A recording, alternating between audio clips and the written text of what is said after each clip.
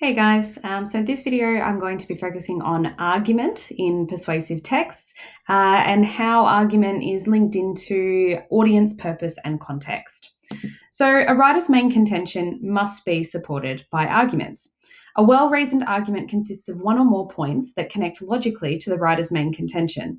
The language that is used to present arguments must be chosen carefully and skillfully in order to be effective, as the language will be the reason why the reader does or does not find an argument persuasive.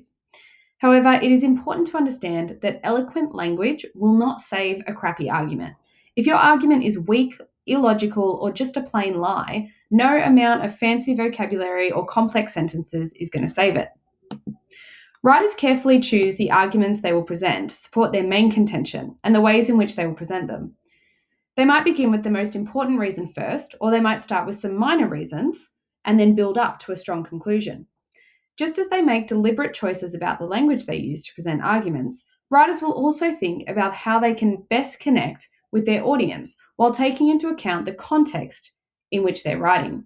So when you are creating an argument for a persuasive piece, or you are analysing a persuasive piece and you need to find out what the arguments are, think about the intended audience.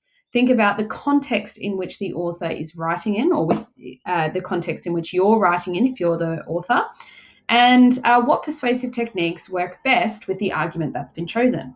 So I'm going to give you an example now to hopefully help you to see how this all works. So the example that I've chosen is a persuasive text on the issue of school uniforms. My contention is that girls should be allowed to wear black pants as a part of their winter uniform. My arguments not only need to be worded well, they also need to suit my audience, my purpose, and my context. So I need to lay that out first. So my audience is going to be the school board. My purpose is to convince the school board to allow girls to wear pants as a part of their winter uniform. And my context is that students have already made the case for black pants in the past. I think some teachers have as well. There are also not that many schools in 2020 that don't allow pants as a part of their uniform. So this is the context in which I am writing my persuasive text. So the three arguments that I've come up with are these three. The first is that black pants look much more professional than skirts, as there is far more scope for students to hem their skirts to an inappropriate length.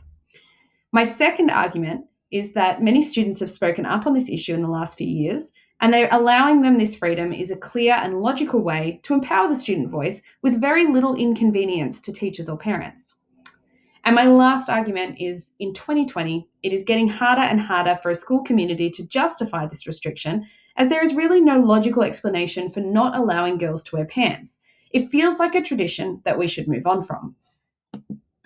So you can see that the language I've chosen in these arguments is very formal, because I'm going to be addressing businessmen and businesswomen.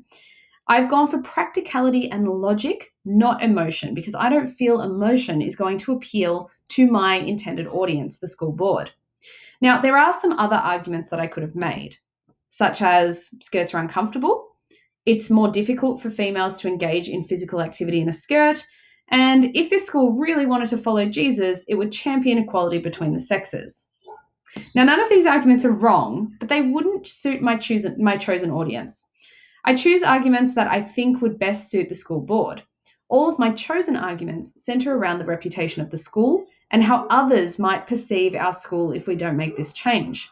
Now, if I was trying to convince students to agree with me, I might make the argument that skirts are uncomfortable because some students might be able to relate to that and therefore are more likely to agree.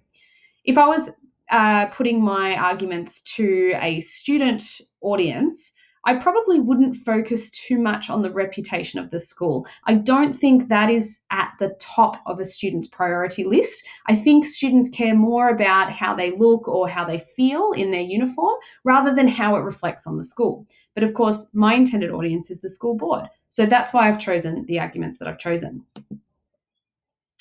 So you must always have your audience in mind when you're writing a persuasive argument.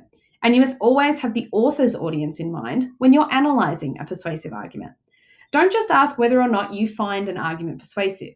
You need to ask who is the intended audience of this persuasive text, and you need to consider whether or not they would have found the argument persuasive.